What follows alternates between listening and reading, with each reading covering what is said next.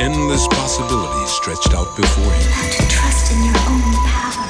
Whatever happens from now on, you stand firm and face your destiny without fear, but with courage. What awaits him down the path, he will then have to choose. No one's gonna give you a map. You've got to walk your own path. The children leave their homes in search of this quest. What is thy desire? As they search, they are always asking questions. What's out there?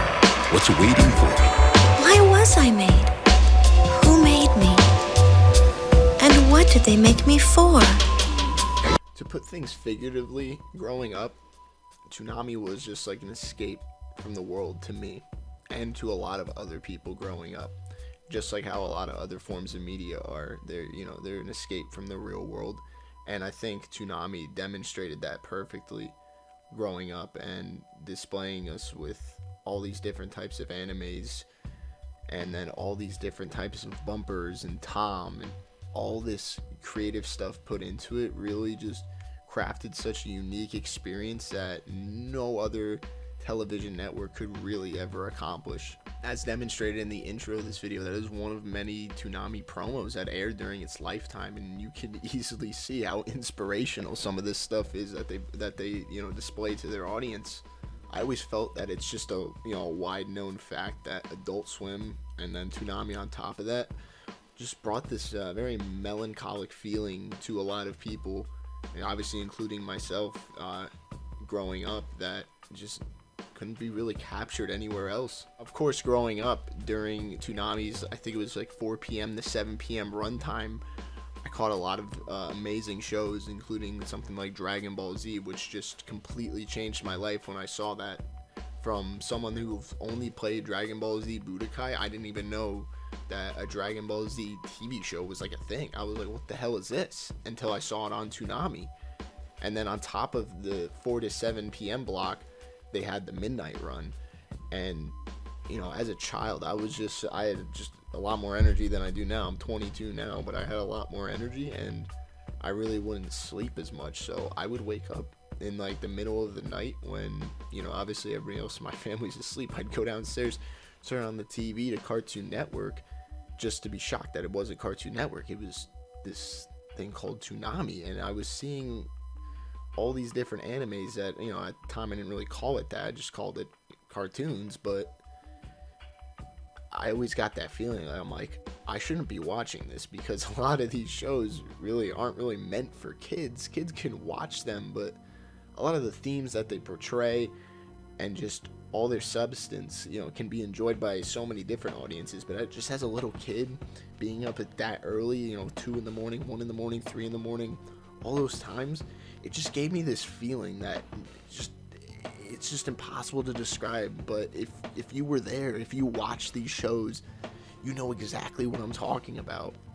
All these memories are pretty suppressed. It's really hard to try and remember, but shows like Fooly Cooly, when they would run Fooly Cooly 6 episodes straight, right?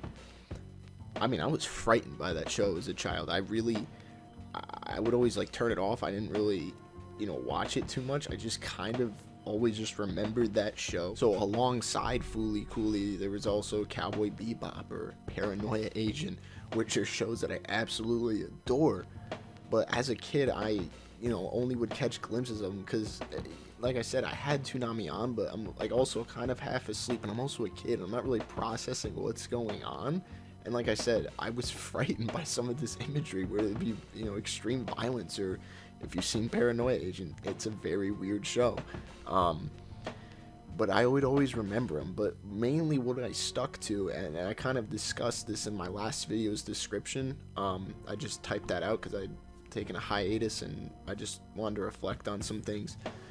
I fell in love with, obviously, Dragon Ball Z and also Inuyasha. I loved Inuyasha too growing up. But shout out to dbzepisode.org. I don't think the website's around anymore. I think I found it on the Wayback Machine. I was immediately hooked when I was presented, when Toonami presented me with a Dragon Ball Z, and I was so, enthralled, and I just would watch it all the time on our crappy home PC that we had with like borderline like dial-up internet. And then also with DBZ episode, obviously it's not a legal site per se. That's where I also saw advertisements for shows like Bleach and Inuyasha, One Piece, and Naruto was big growing up. And those are the shows I mainly just watched, growing up. Those big shonen shows like those, for me as a kid, were very, important to me. I was on websites that I definitely shouldn't have been on. Very sketchy, freaking. Those websites are nothing compared to, Kiss Anime, 9 Anime, or whatever other websites people use nowadays that are actually pretty safe. These websites were bad. But, if you were ever on these websites, they always had the chat boxes on the side. Usually I'd close them out, but it wasn't till around, I want to say, 2013, and that's when Attack on Titan first came out. And obviously that took the whole anime community by storm. People were obsessed with that show. And I would just constantly see messages in the chat boxes talking about AOT or SNK or whatever they're. I'm like, what is this show, Attack on Titan? Like, what is this? And then, I mean, obviously I knew it was another anime, but I was just like, dude, like, people are freaking loving this. And, eventually I did find a website where I could view it.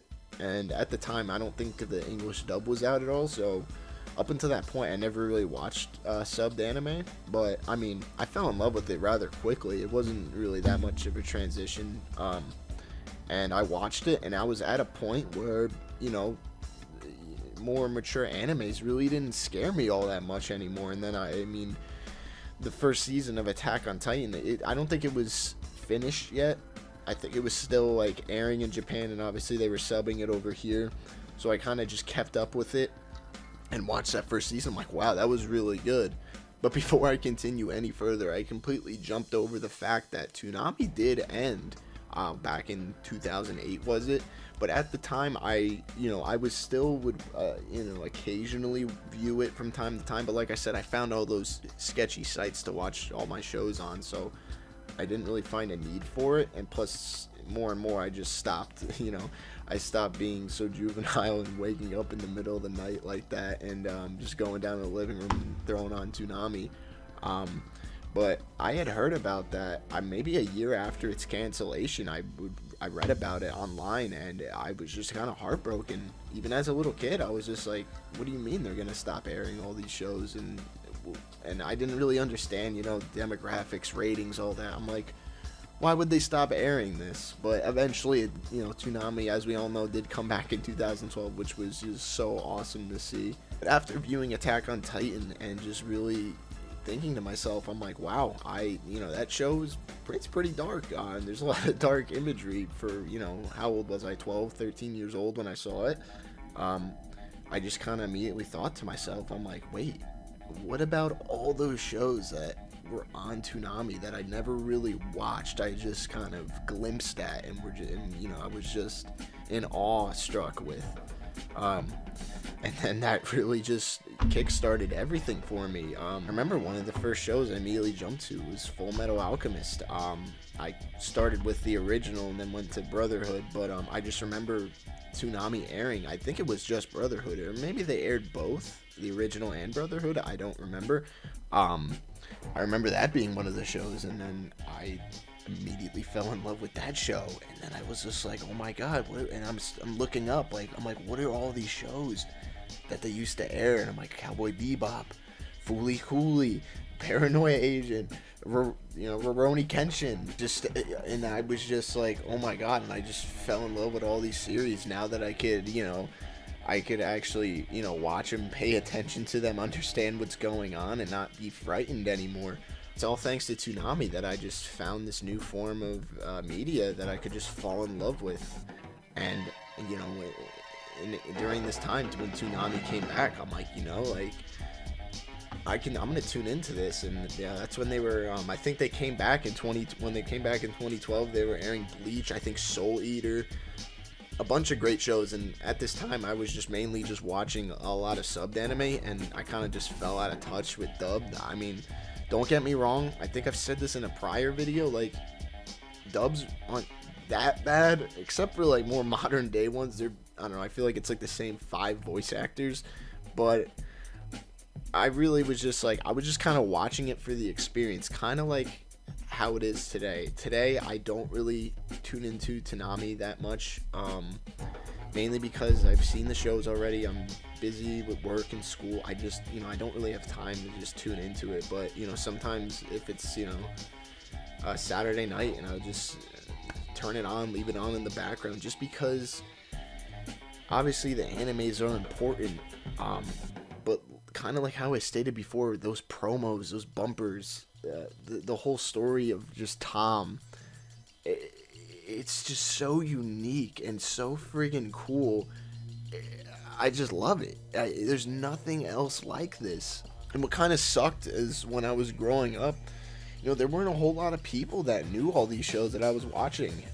But now in today's world, like the present day, anime's just become immensely popular. Like in the past 3 or so years, the popularity spike in anime is just fucking, it's insane. It's shot up so much.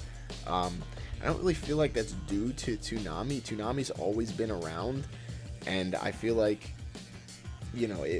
this stuff would have blown up so much earlier, but it's only been in the past couple of years, and I feel like that's due to maybe big YouTubers. I said YouTubers, and maybe Twitch streamers, TikTokers, whoever, like, just talking about anime, and then it just kind of, it just goes down to all their followers, and then they start checking it out, and all these now bigger shows like My Hero Academia, Demon Slayer, and like Black Clover, people just see those are like the big shows, and then they go check them out, and they're like, oh my god, like, this is awesome. And it's just like, it's kind of cool to see that representation, because it's just like, I remember being there, man. I remember just like how I just kind of told my story. Now personally, I don't really like Demon Slayer, My Hero. That's a whole nother video. I really don't care for those shows, but I mean, it's pretty cool to see how this all just trickles down into like the same formula. One thing I wanted to mention, just as a kid, seeing Tom, I kind of already just mentioned this before, but the character of Tom being solely like, Toonami's product. He's, in space, flying through space in his spaceship, and it's just so damn cool to see that, because he was just kind of like, he just kind of felt like that, older, cooler, your older, cooler brother, who's doing all this crazy stuff, and you're just a kid, and he's talking to you. It's just a really weird description to put it that way, especially since I have an older brother, but it's besides the point. And I don't think we even need to discuss just a lot of the inspirational speeches that Tom has made throughout the years. Well, Steve Bloom, if you haven't heard him, go listen to them. They're awesome. That's the thing with Tom and his spaceship. It just adds this massive umbrella. You're here to watch these shows, but it just adds this extra layer to, give it a whole different other feeling that you really are flying through space. That's just what I feel when I watch it, and how I felt as a kid when I tuned into Toonami. It's just truly something spectacular. Seriously, I cannot thank everyone at Adult Swim and Toonami enough for just providing people like me and you just an amazing experience that just cannot be represented anywhere else on television. And I hope for the foreseeable future it never goes away again. I don't know Toonami's current ratings. I don't know like what their goal is that they want to keep in order to keep the block going. But I really hope it just stays around, and I hope there's kids out there like me. When I was growing up, I would staying up late and just turning on Toonami and just getting that euphoria from whatever it is that they're viewing, and just how it just resonates within.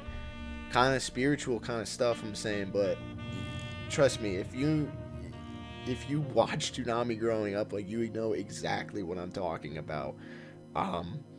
But with that being said, I mean, like I said, I cannot thank these executives enough, and I hope Toonami stays for years to come.